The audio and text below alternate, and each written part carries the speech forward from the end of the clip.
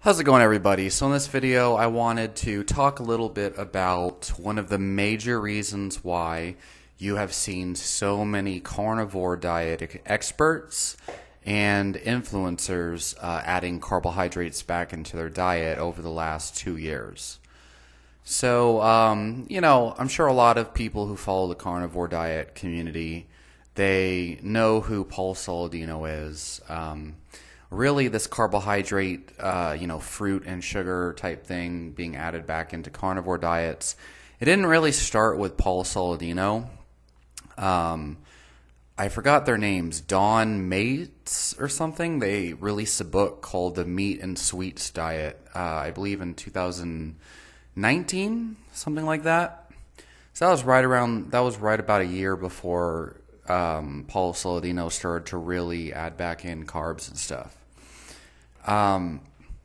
So he wasn't the first one to do it, but one of the major eye-openers is essentially the fact that there were actually a lot of carnivore people. Well, I can't say a lot, but there was about maybe a handful of carnivore dieters who had gotten their hormone panels checked, and they actually found a significant increase in sex hormone binding globulin.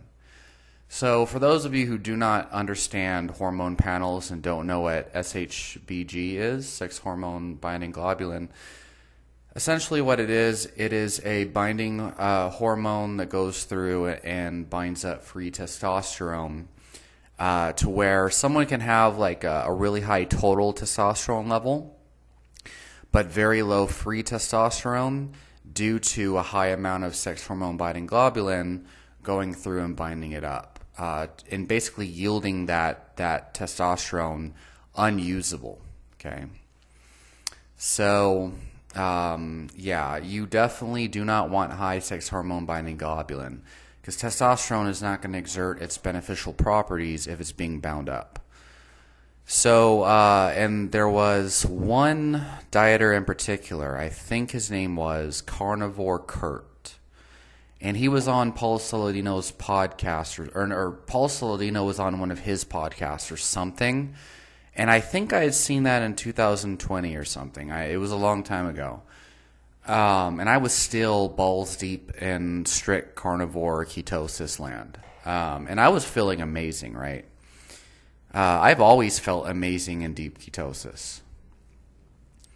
But this Carnivore Kurt guy, I guess he had Paul Saladino as his actual doctor, and they were doing a consultation, and it was being filmed. And Carnivore Kurt actually posted it up on his YouTube channel, and his sex hormone binding globulin was like 2 times higher than the healthy range. And so there's a couple things with this that we have to consider.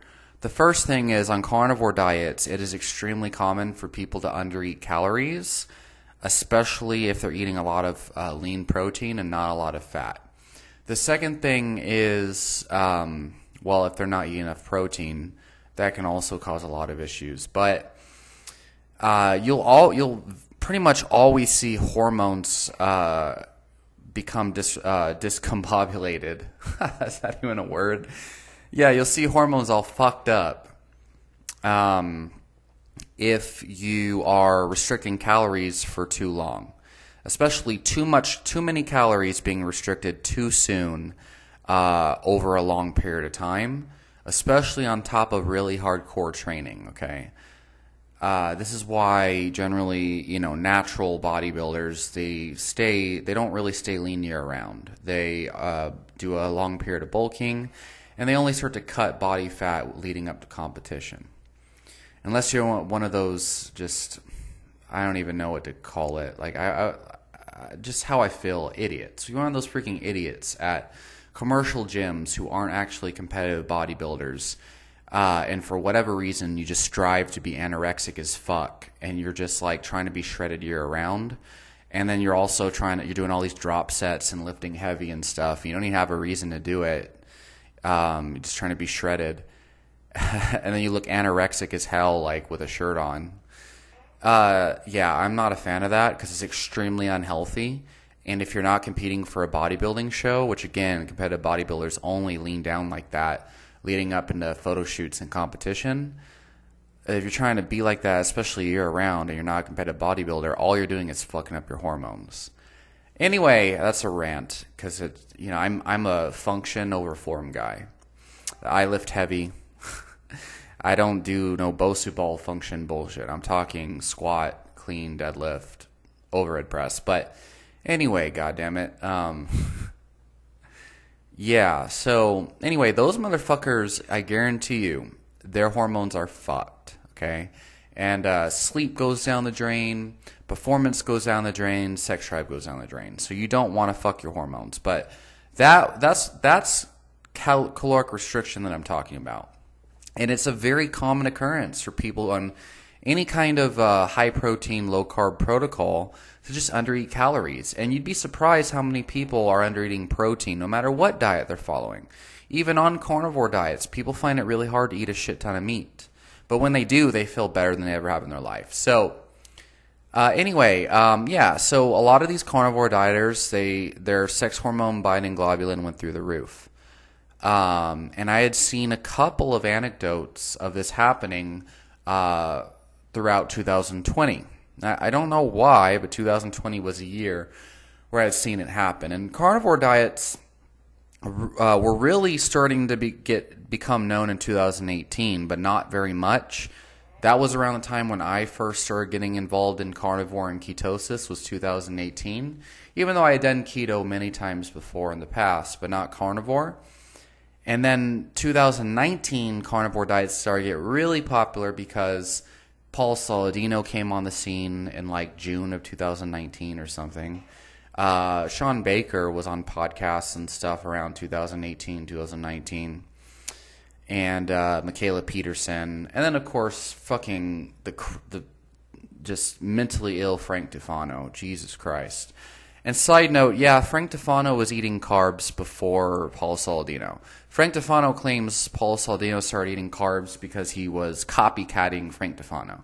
That's not true. Fucking Frank Tufano was eating bread and all sorts of crazy nonsense, sugar, basically the entire time he was carnivore. He never was, on a ketogenic carnivore protocol.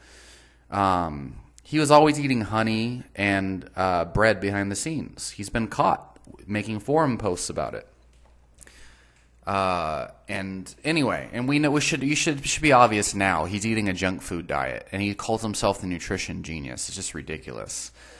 Man, I keep ranting off subject, you guys and girls. I apologize, but anyway. So the thing is, yeah, carnivore started to get really popular around 2020, and I think so. There's a lot of mechanistic explanations as to why carbohydrates, and the repeat people will say freaking fructose is the beneficial compound that we need for hormone balance. But I mean it doesn't happen to every person on a ketogenic protocol all of the time. Like, it's funny because these people like Paul Saladino, they try to chalk it up to ketosis being detrimental if you stay in ketosis year round. Keto has been very popular for years, for like since 2014. The keto gains community has been really popular, and if you see their community, they have crazy results. All of those motherfuckers are natty, but they look like they're on roids because they stay lean as shit on ketogenic protocol year round, and they target carbs before workouts. But yeah, I mean, we've had ketogenic dieters. For years, it's been pretty popular. We never really heard a lot about people coming out with sex hormone binding globulin through the roof until around 2020 is when it became pretty, we see it more often. So I don't think that ketosis is necessarily detrimental. I think because we have such a high amount of people that start to follow these ketogenic protocols, whether it's carnivore or a Stephen Phinney well-formulated ketogenic type diet, which is a scientific approach, for what it's worth. You don't always see people have this. Like, it's not like it's super common. You hear a lot of people claim ketosis is dangerous, it's a stress state, and all this crap, and claiming that cortisol goes through the roof and it causes all these stress issues.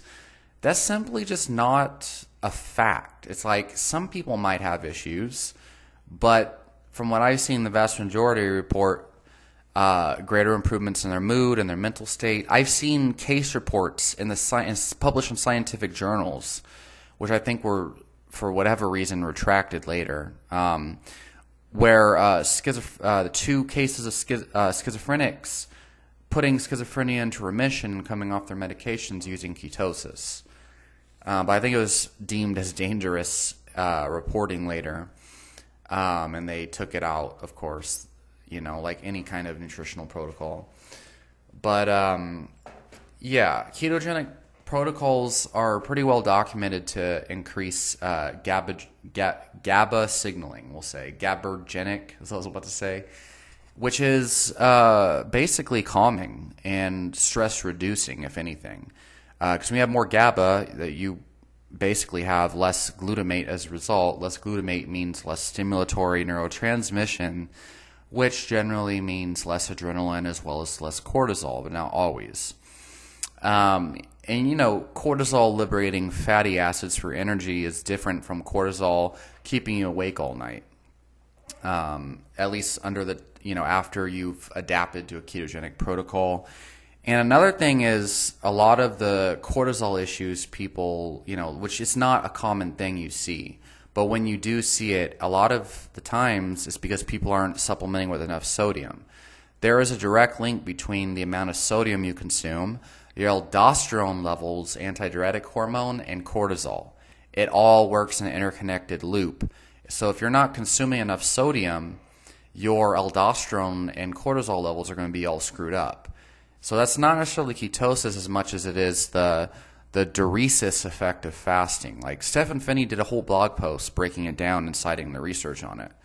So you should definitely look up sodium, adrenal fatigue, Stephen Finney, and you'll find his blog post on Virta Health, which is his diabetes company putting into remission. So anyway, look, it's true that there's a lot of carnivore people that added carbs back in their diets, and it's like, it's not, and the thing is, people are really like dogmatic, and they're like, oh, like it's because carbs are essential, the body runs on glucose. It's like, okay, that might be true, but like you don't necessarily need to eat carbs in order to produce glucose, and it's just like a really either or type of approach. Either carbs are good or carbs are bad. It's either one. It's like, well, how about, maybe in some cases people might feel better when they eat more carbs. Maybe in other cases people might feel better when they're ketosis. Maybe some people's bodies really do respond differently, even though I hate that special snowflake type of cop-out. And another thing is maybe, the reason why ketosis didn't work for you is maybe you didn't do it right. Maybe there was something that you were doing that was messing it up. Now, on an outcome basis, does it really matter, like if you're doing it right or wrong? What really matters is that you found a protocol that works for you, right? But people get really stuck in this whole thing. You need freaking carbs, and if you say otherwise, you're a liar. You're working for the meat industry, someone told me. But you hear this in carnivore land too. People like nowadays, like people are like, oh no, you need carbs. I had some guy who was arguing with me on like a freaking carnivore forum, telling me that there's no way in hell you could do high intensity exercise without carbs. He was telling me that he's tried keto for a week multiple times, but whenever he tries to play the drums, he gets a cramp in his hand, and he says he eats honey and it gets better. Like, you hear stupid people, like stupid shit like that. Like, that is meaningless. Okay, so you tried keto for a week, and then you had a cramp in your hand.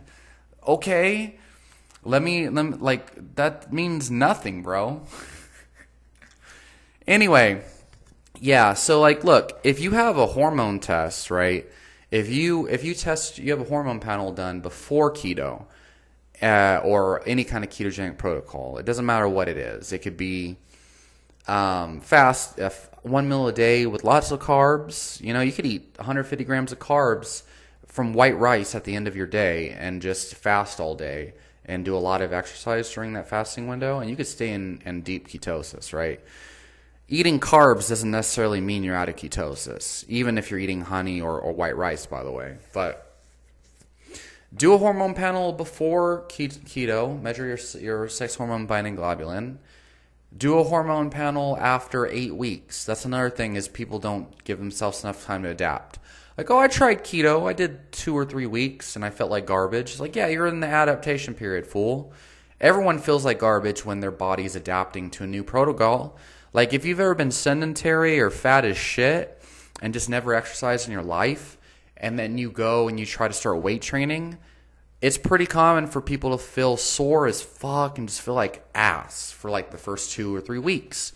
Ketogenic diets literally adapt your metabolism on a deep, visceral level.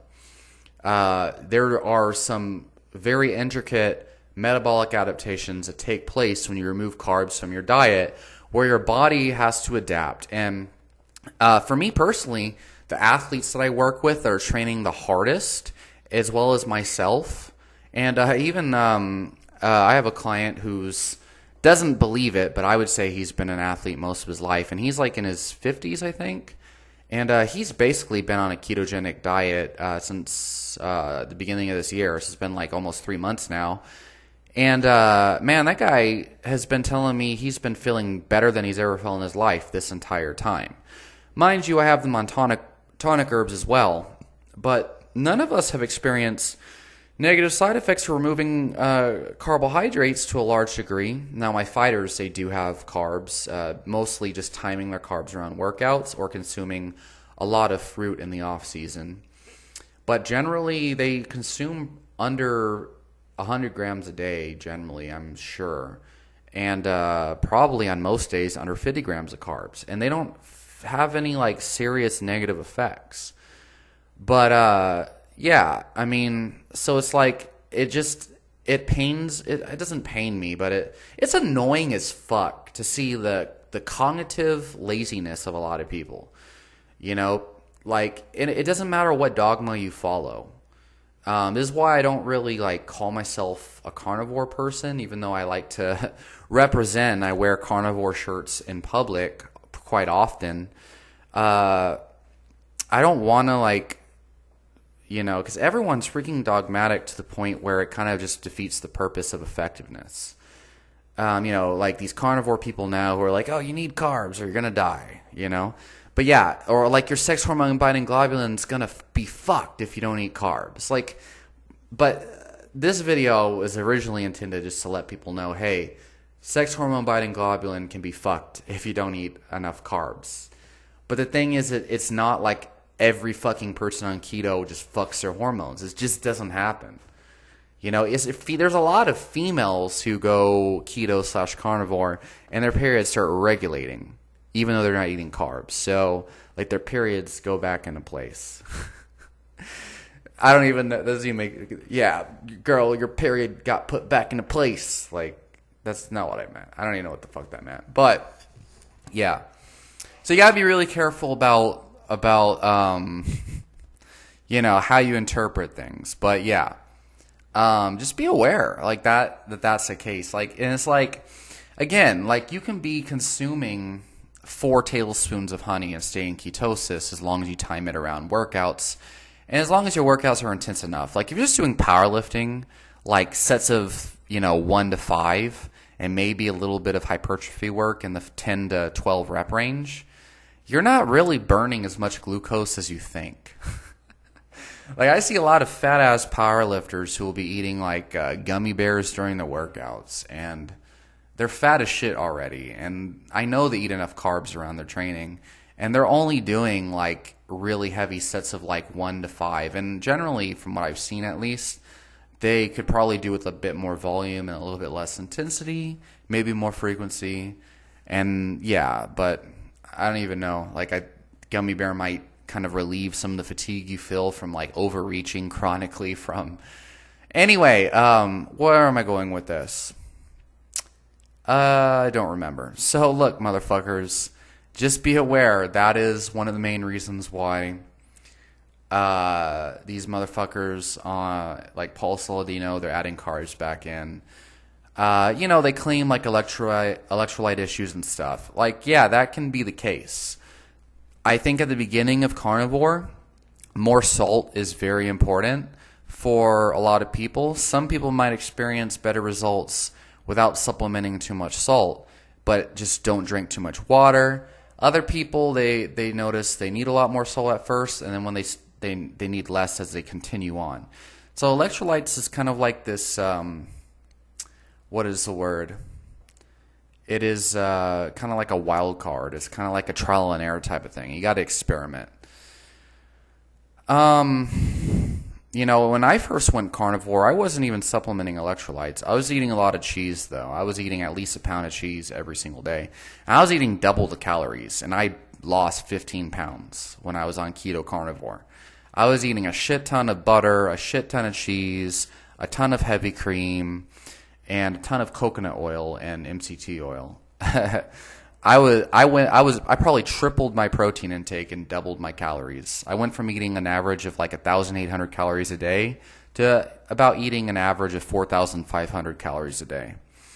And I lost 15 pounds, and I put my Olympic lifts went way up, and I had stopped doing cardio around that time.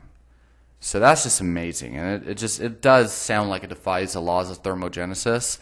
I don't claim that keto has magical properties. I just know that something fucking happened when I just felt like everything couldn't explain it. And that was why I was so enthusiastic about it. And now there's people in comment sections who will respond to comments I left like years ago, just telling people that most of the science on ketogenic athletes, the studies are not done long enough to really tell you what happens after you adapt to ketosis. These people don't want to hear an alternative perspective. They just want to continue to like act as if their perspective is proper. Fucking hate that shit. It's ridiculous. Anyway, I guess we all do it. So, yeah, I don't know what the fuck I just said, you guys. I went all over the place. But the conclusion of this is, just get your hormones checked and just be careful, man, because the nocebo effect is real. I've been mostly ketogenic, since 2018. Only since like 2021 have I been experimenting with more carbohydrates. Like 2020, kind of did a little experiment here and there, but was mostly ketogenic. So, I only experience benefits when I don't eat carbs, And when I say ketogenic, I just mean I'm purely running on fats. Like, I'm not consuming any exogenous carbohydrates. And your body still produces glucose from fatty acids when you stop eating carbs. So, but I just was like, well, what the fuck is the purpose of even buying bananas and fruit and crap like that if you don't actually need it and your body produces, glucose and energy from like fatty acids? It never made sense to me. But if your sex hormone binding globulin gets fucked, and also your T3 and T4 levels, again, like the people who are like, oh, you need carbs to convert thyroid hormone into active thyroid and cortisol and this and that, like repeat folks, don't get so tied up in mechanistic jargon, but just be careful and monitor your hormones. And be aware that calories play a major role in these equations. Like, one major reason why people might notice their thyroid hormones getting fucked on keto is if they're not eating enough fucking calories. If you're not fucking tracking protein and calories and you're under eating protein and calories, it doesn't matter what fucking diet you're eating, your thyroid hormones will get fucked. It's called adaptive thermogenesis. It happens to vegans too. God. Anyway. Take it for what it's worth. I'll talk to y'all next time.